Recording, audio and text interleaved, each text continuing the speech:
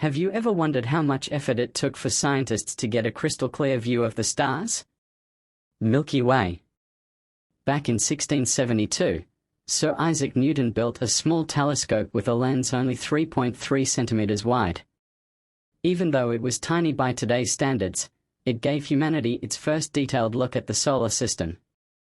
But to peer deeper into space, telescopes had to get much larger. In those days, every lens had to be painstakingly ground by hand, a slow and exhausting process.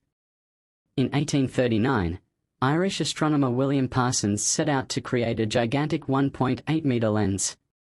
Grinding that by hand would take forever, so he invented a steam-powered grinding machine. The steam engine spun a huge metal mirror while a grinding disc, mounted on mechanical arms, smoothed the surface. But there was a problem. If the grinding motion was too uniform, the quality suffered.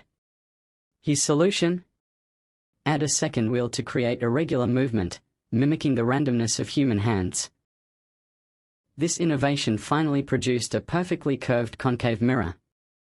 Parsons mounted the massive lens inside a 17-meter-long wooden tube, suspended between stone walls by iron chains.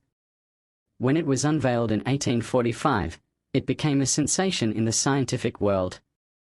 Jump ahead to 1997, when scientists aimed for an 8.4-meter-wide lens.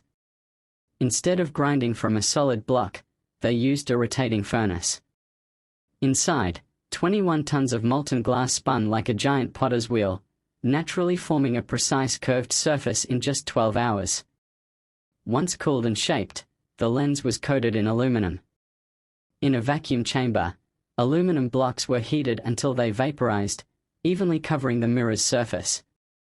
This coating reflected over 90% of incoming light.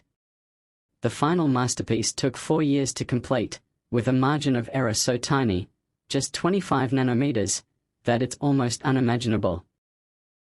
From Newton's pocket-sized invention to today's giant, precision-engineered mirrors, humanity has built windows into the farthest corners of the universe. Rocket.